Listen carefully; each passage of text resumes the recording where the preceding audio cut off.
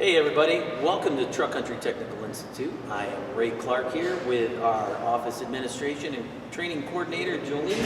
How are you today? I'm good. Good. Hey, we've got some really cool event coming up.